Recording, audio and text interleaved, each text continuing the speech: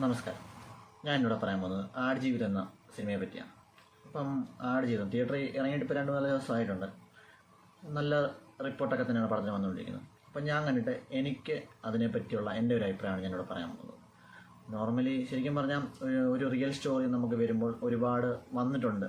നമ്മൾ തമിഴിലായാലും മലയാളത്തിലായാലും അങ്ങനെ ഒരുപാട് റിയൽ സ്റ്റോറികൾ വന്നിട്ടുണ്ട്. കൂടുതലും ഏകദേശം ആ ഒരു സ്റ്റോറിയോട് തന്നെ ഒരു 50% ആ സ്റ്റോറിയും 50% സിനിമയും കൂടെ ചേർത്താണ് കൂടുതൽ മൂവിയും റിലീസായിട്ടുള്ളത്. അതുപോലെ തന്നെയാണ് ഈ പടം ചെയ്തിട്ടുള്ളതാണെന്ന് എനിക്ക് തോന്നുന്നത്. അങ്ങനെ തോന്നാൻ കാരണം ഞാൻ ശരിക്കും കുറച്ച് സിനിമാറ്റിക്കായിട്ടുള്ള കുറച്ച് കാര്യങ്ങളുണ്ട്, കുറച്ച് യഥാർത്ഥ കാര്യങ്ങളായിട്ട് കാണിക്കുന്ന രണ്ടായിട്ട് തന്നെ പടത്തിൽ പറഞ്ഞു പോകുന്നതായിട്ടുണ്ട്. അപ്പോൾ അതിൽ നിന്ന് എനിക്ക് ശരിക്കും നല്ലപോലെ ഫീൽ ചെയ്തിട്ടുണ്ട്. കുറച്ചൊക്കെ സിനിമാറ്റിക്കാണ്, അത് കുറച്ച് എന്താ പറയുന്നത്, അത് നമുക്ക് നല്ലപോലെ ഫീൽ ചെയ്യും. സിനിമാറ്റിക് ആണെന്ന് തന്നെ ഫീൽ ചെയ്യും. എന്നാൽ ശരിക്കുള്ള സംഭവങ്ങളും അതുപോലെ തന്നെ ഫീൽ ചെയ്യുന്ന രീതിയിൽ തന്നെയാണ് പടം എടുത്തു വെച്ചിരിക്കുന്നത്. ആടുജീവിതം സിനിമയെപ്പറ്റി പറയുകയാണെങ്കിൽ ശരിക്കും പറഞ്ഞാൽ എനിക്ക് ഒരു നോർമലായിട്ടൊരു ചെറിയ എന്താ പറയുന്നത് ഒരു പടം കണ്ടു കഴിഞ്ഞാൽ അത്യാവശ്യം നല്ലൊരു സെൻറ്റിമെൻ്റൽ സീൻ വന്നാൽ ഞാൻ കരയും. പിന്നെ പടത്തിന് റിവ്യൂ ഒക്കെ കുറച്ച് കണ്ടതിലെല്ലാം ഒരുപാട് പേര് കരഞ്ഞു, അറിയാം ശരിക്കും വിഷമം വന്നു എന്നൊക്കെ പറയും. പക്ഷേ എനിക്ക് ശരിക്കും ഞാൻ കരച്ചിൽ വന്നില്ല. അതെന്താണ് ഞാൻ വ്യക്തമായിട്ട് പറയാം. അതിലെനിക്ക് മെയിനായിട്ട് തോന്നിയ കാര്യം, ഞാൻ ഈ പടത്തിനെ പകുതി സിനിമയും പകുതി യഥാർത്ഥ സംഭവമായിട്ടാണല്ലോ മിക്ക സിനിമകൾ ഇറങ്ങുമ്പോൾ അങ്ങനെ കാണിക്കാൻ പറ്റില്ല. മൊത്തം യഥാർത്ഥ സംഭവത്തെ കാണിക്കാൻ പറ്റില്ല. അപ്പം നമ്മൾ ശരിക്കും പറഞ്ഞാൽ കാണുന്നൊരു പ്രേക്ഷകന് അത് തൃപ്തിപ്പെടില്ല. പക്ഷേ ഈ സിനിമയിൽ എനിക്ക് ഫീൽ ചെയ്തത് അങ്ങനെ കാണിച്ചതുകൊണ്ട് എനിക്ക് വലിയതായിട്ട് ഫീൽ ആയില്ല എന്നാണ് എൻ്റെ ഒരു അഭിപ്രായം. കാരണം പകുതി സിനിമയും പകുതി റിയലിസ്റ്റിക്കുള്ള കാര്യം കാണിച്ചതുകൊണ്ട് ആ സിനിമ എന്ന രീതിയിൽ കാണിച്ച കുറച്ച് ഭാഗങ്ങൾ അത് പടത്തിന് വേണ്ടായിരുന്നു എന്ന് എനിക്ക് തോന്നിപ്പോയി. എനിക്ക് പേഴ്സണലി തോന്നിയാണ്, എനിക്ക് തോന്നിപ്പോയി. അങ്ങനെയുള്ള സീനുകളൊക്കെ ഒഴിവാക്കിയത് കുറച്ചുകൂടി എനിക്കൊന്നും ഫീലായി, എനിക്ക് ഇച്ചിരി ഫീലിങ്സ് വന്നു, അല്ലെങ്കിൽ എനിക്കൊരു വിഷമം ആയി തോന്നിയേനെ എന്നാണ് എൻ്റെ ഒരു അഭിപ്രായം. അല്ലാത്ത പക്ഷം സിനിമ സൂപ്പറാണ് എന്നും പറഞ്ഞാൽ ഫുള്ള് ഫീൽ ചെയ്തില്ലെന്നല്ല, എനിക്ക് കരച്ചിൽ വന്നില്ല. പക്ഷേ ആ നജീബ് അനുഭവിച്ച ആ ഒരു അവസ്ഥയിലൂടെയൊക്കെ ശരിക്കും പറഞ്ഞാൽ പൃഥ്വിരാജ് അഭിനയിച്ച് കാണിച്ച കുറേ സീനുകളൊക്കെ ഉണ്ട്. അത് ഫുള്ള് നമുക്ക് ഫീൽ ചെയ്യും. പറഞ്ഞാൽ ആ സിറ്റുവേഷനിൽ നമ്മളായിരുന്നെങ്കിൽ നമുക്ക് എന്ത് ഫീല് കിട്ടും, അത് ശരിക്കും പറഞ്ഞാൽ അത് തിയേറ്റർ നമുക്ക് കിട്ടുന്നുണ്ട്. പക്ഷേ കരച്ചിലൊന്നുമില്ല എനിക്ക്, അതെന്താ എനിക്കറിയില്ല. പിന്നെ ശരിക്കും പറഞ്ഞാൽ പൃഥ്വിരാജ് ഈ പടത്തിന് വേണ്ടി പൃഥ്വിരാജ് എടുത്തേക്കുന്ന ആ ഒരു എഫർട്ട് ഉണ്ടല്ലോ, അത് ഭയങ്കരമാണ്. ശരിക്കും പൃഥ്വിരാജ് എന്നൊരു നടൻ്റെ ഏറ്റവും വലിയ വിജയം എന്ന് പറയുന്നത്, ഞാൻ അഭിനയത്തിൽ ഏറ്റവും വലിയൊരു വിജയമാണ് ഈ സിനിമയാണെന്ന് വേണം ഞാൻ പറയാം. കാരണം അതുപോലെ സൂപ്പറായിട്ട് ചെയ്തിട്ടുണ്ട്.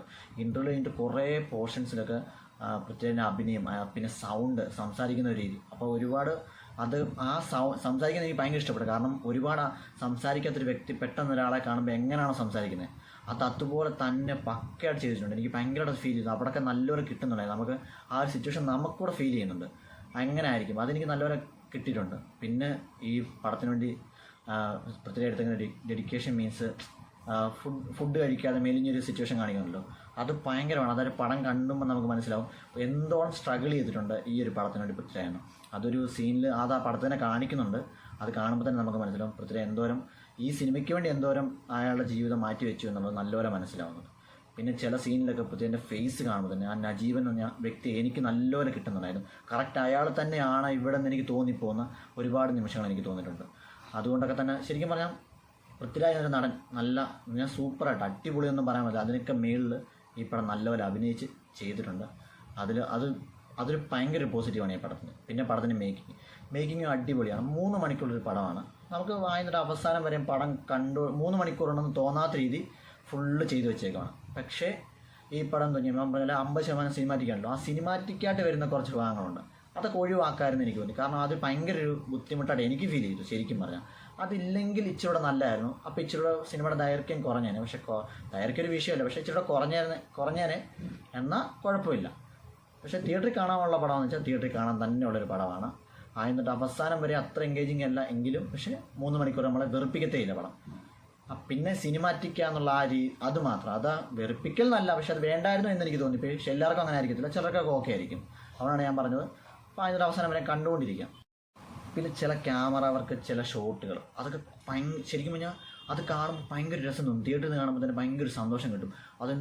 നമ്മളെന്തോ പറയുന്നത്, ഇപ്പോൾ എന്തോ പറയുന്നത്, ഞാൻ അത് കാണുമ്പോൾ തന്നെ വൗ ഫീല്, ആ സൂപ്പർ അങ്ങനെ നമുക്ക് തോന്നില്ല. പെട്ടെന്ന് നമ്മളിങ്ങനെ ജസ്റ്റ് ഒരു കണ്ണുകളിൽ എന്തോ സീനോടാ, എന്തോ രസമോടാ കാണാം, നമ്മളങ്ങനെ പറയത്തില്ലേ.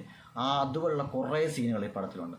പിന്നെ പടം പോകുന്നൊരു ഫ്ലോ എന്ന് പറഞ്ഞാൽ നോർമലി ഇതുപോലെ ഒരാൾക്കൊരു അപകടം ഒരിടത്ത് പറ്റി, അല്ലെങ്കിൽ ഒരിടത്ത് എത്തിപ്പെട്ടു, ഒരു അപകടം പറ്റി, അല്ലെങ്കിൽ ഒരു സർവേ ഒരിടത്ത് ഇതായി, എന്നിട്ട് അയാൾ അവിടെ നിന്ന് രക്ഷപ്പെട്ട് വരുന്ന സ്ഥിരം നമ്മൾ കണ്ടുവരുന്ന പാറ്റേൺ തന്നെയാണ് പടം. ഇപ്പോൾ പലരും പറയായിരിക്കും പിന്നെ എങ്ങനെയാണ് വരേണ്ടത്, പക്ഷെ അങ്ങനെയല്ല, ആ ഒരു രീതിയിൽ തന്നെയാണ് പടം വരുന്നത്. അതിൻ്റെ അവസാനം വരെ അങ്ങനെ തന്നെയാണ് വരുന്നത്. പക്ഷേ എന്നാലും നമ്മൾ കണ്ടാണെങ്കിൽ പോലും അതിനകത്ത് ഒരു എന്ത് പറഞ്ഞാൽ ഒരു ചെറിയ പുതുമ നമുക്ക് ഫീൽ ചെയ്യുന്ന രീതിയിലാണ് പടം ചെയ്ത് വെച്ചേക്കുന്നത്. പിന്നെ പൃഥ്വിരാജിൻ്റെ കൂടെ തന്നെ ഒരു പയ്യനുണ്ടല്ലോ, അവൻ്റെ പേരെനിക്കറിയില്ല, ആ പയ്യനും അടിപൊളിയാണ്. പൃഥ്വിരാജ് എടുത്തേക്കുന്ന ഡെഡിക്കേഷൻ അതുപോലെ തന്നെ ആ പയ്യനും എടുത്തിട്ടുണ്ട്. അതും അത് ആ പടത്തിൽ അവൻ്റെ അഭിനയം കാണുമ്പോൾ മനസ്സിലാവും. ചില സിറ്റുവേഷൻസൊക്കെ ആ ഒരു സിറ്റുവേഷനിൽ നമ്മളല്ല ഏതൊരു വ്യക്തി എന്താണ് ചെയ്യുന്നത് അത് അതുപോലെ അവൻ ചെയ്തിട്ടുണ്ട്. അത്രയ്ക്ക് സൂപ്പറായിട്ട് അവനും അതിനകത്ത് അഭിനയിച്ചിട്ടുണ്ട്. അഭിനയിക്കുന്ന ആൾക്കാർ കുറവാണ്. പിന്നെ 1-2 അറബിയായിട്ട് അഭിനയിച്ച ആൾക്കാർ, അവന് ശരിക്കും പറയാൻ നോർമലി എന്ത് പറയുന്നത്, അവരെ ക്യാരക്ടർ അടിപൊളിയായിട്ട് നമുക്ക് അവരോട് വെറുപ്പ് പോകുന്ന രീതി തന്നെയാണ്. ശരിക്കും ഞാൻ ക്യാരക്ടർ അങ്ങനെയാണ്. അതുപോലെ തന്നെ കുറേ സീനുണ്ട്. പിന്നെ ആടുകളായാലും മൃഗങ്ങളുടെ കുറച്ച് സീനുകളുണ്ട്. ആ മൃഗങ്ങളുടെ സീനും ശരിക്കും നമുക്ക് ഫീൽ ആവുന്നുണ്ട് കേട്ടോ.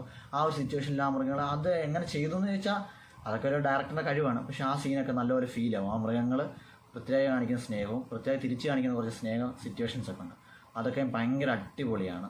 അങ്ങനെ കുറേ സീനുകളായിക്കോട്ടെ, കുറേ സീനുകൾ അടിപൊളിയായിട്ടും അഭിനയം ആയിക്കോട്ടെ, പൃഥ്വിരാജിൻ്റെ അഭിനയമില്ല, പയ്യൻ്റെ അഭിനയമായാലും അങ്ങനെ കുറേ എന്ന് പറഞ്ഞാൽ ഫുള്ളായിട്ട് ഒരു 3 മണിക്കൂർ നമുക്കൊരു എന്താ പറഞ്ഞാൽ ഒരു ഭയങ്കര ത്രില്ലിംഗ് മൂഡിലെന്നല്ല, പക്ഷേ ഒരു നല്ലൊരു പടം ആയതിൻ്റെ അവസാനം വരെ നല്ല രീതിയിൽ കണ്ടിരിക്കാൻ പറ്റിയ നല്ലൊരു പടമാണ്.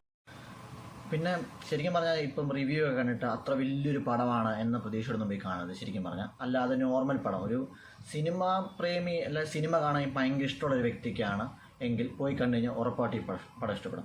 അല്ല ചുമ്മാ ഇടയ്ക്ക് മാത്രം സിനിമയാണ് നന്നായി കണ്ടു നോക്കാമെന്ന് പോകുന്നൊരു വ്യക്തിയാണ് ഇപ്പോൾ ചിലപ്പോൾ പറയും കൊള്ളാം കുഴപ്പമില്ല കണ്ടിരിക്കുക എന്നുള്ള അഭിപ്രായം വരത്തുള്ളൂ. കാരണം നമ്മൾ ഈ റിവ്യൂ കണ്ടിട്ട് ചിലപ്പം റിവ്യൂവിനകത്ത് കാണുമ്പോൾ പറയും ശരിക്കും വിഷമം വന്നു, സങ്കടം വന്നു, എനിക്കിങ്ങനെ ഫീലായി എന്നൊക്കെ പറയും. പക്ഷേ എല്ലാവർക്കും ഒരുപോലെ ആയിരിക്കത്തില്ല. അപ്പോൾ അതുകൊണ്ട് റിവ്യൂ നോക്കാതെ നിങ്ങൾക്ക് ഇങ്ങനെ ഒരു പടം കാണണം എന്നൊരു ആഗ്രഹം ഉണ്ടെങ്കിൽ ധൈര്യമായിട്ട് തിയേറ്ററിൽ പോയി കാണാം. കാരണം അങ്ങനെ പോയി കാണുന്ന ഒരു ആക്ടർ എന്തായാലും പടം ഇഷ്ടപ്പെടും. അല്ലാതെ പോയി കാണുന്ന വ്യക്തിക്ക് ഇഷ്ടപ്പെടും. പക്ഷേ എന്ന് പറയുന്ന പോലെ റിവ്യൂ കണ്ടിട്ട് അത്ര വലിയ പടമാണെന്ന് വിചാരിച്ച് ഞാൻ പോയത് പക്ഷേ അങ്ങനല്ല എന്നൊക്കെ തോന്നാനുള്ള അവസ്ഥയുണ്ട്. കാരണം അതാണ് ഞാൻ പറഞ്ഞത്, സിനിമയായിട്ടും യാഥാർത്ഥ്യമായിട്ടും മിക്സ് ചെയ്ത് കാണുമ്പോൾ കുറച്ച് ഭാഗങ്ങളൊക്കെ നമുക്ക് ചെറിയൊരു ബുദ്ധിമുട്ടായിട്ട് ഫീൽ ചെയ്തു. എനിക്ക് നല്ലപോലെ ഫീൽ ചെയ്തു. അതുകൊണ്ട് ഞാൻ പറഞ്ഞത്. അപ്പോൾ അങ്ങനെ തോന്നാതിരിക്കാനാണ് ഞാൻ പറയുന്നത്. നമുക്ക് സിനിമ കണ്ടാൽ കൊള്ളാം. എല്ലാവരും പറഞ്ഞ് കേട്ടിട്ട് അടിപൊളി ഒരു പടമാണ് എന്ന് ആ ഒരു ഓവർ എക്സ്പെക്റ്റേഷൻ കൊടുത്തിട്ട് പോവുകയാണെങ്കിൽ ഒരിക്കലും നിങ്ങൾക്ക് ഇഷ്ടപ്പെടത്തില്ല ശരിക്കും പറഞ്ഞാൽ. അല്ല സിനിമ ഒന്ന് കാണാം എന്ന് പോയി അങ്ങനെ പോയി കാണുവാണെങ്കിൽ ശരിക്കും ഇഷ്ടപ്പെടും. കാരണം ആയതിൻ്റെ അവസാനം വരെ ആ ഒരു തിയേറ്റർ ഫുള്ളൊരു നിശ്ചല അവസ്ഥയിലിരുന്ന് നിശ്ചലമായിട്ട് ആയതിൻ്റെ അവസാനം വരെ അങ്ങനെ തന്നെ നിശ്ചലമായിട്ടിരുന്ന് വലിയ കോമഡികളെ ഇല്ല, വലിയ കോമഡികളെ ഇല്ല, അങ്ങനെ വലിയ ചിരി വരുന്ന സിറ്റുവേഷൻസ് ഇല്ലാതെ ആയതിൻ്റെ അവസാനം വരെ ആ പുള്ളി അനുഭവിച്ച ആ ഒരവസ്ഥ, ഒരു 3 വർഷം കാലം പുള്ളി അവിടെ എങ്ങനെയാണോ ജീവിച്ചു തീർന്നത് ആ ഒരവസ്ഥ ആ ഒരു അവസ്ഥ നല്ല രീതിയിൽ തന്നെ ആയതിൻ്റെ അവസാനം വരെയും കാണിക്കുന്നതാണ് പടം. അതുകൊണ്ട് ഓവർ എക്സ്പെക്റ്റേഷൻ കൊടുക്കാതെ അല്ല പടത്തിനോടൊരു റിവ്യൂ കണ്ടിട്ട് നമ്മൾ ഓവറായിട്ടൊന്നും ചിന്തിക്കാതെ പോയി കാണുകയാണെങ്കിൽ ധൈര്യമായിട്ട് തിയേറ്ററിൽ പോയി കാണാൻ പറ്റിയ നല്ലൊരു പടം തന്നെയാണ്. തിയേറ്ററിൽ കാണാൻ പറ്റിയ പടം എന്ന് വെച്ചാൽ തിയേറ്ററിൽ കാണാൻ പറ്റിയ പടം തന്നെയാണ്. ഓവർ എക്സ്പെക്റ്റേഷൻ കൊടുക്കാതിരിക്കുക, അതെനിക്ക് പറയാനുള്ളൂ.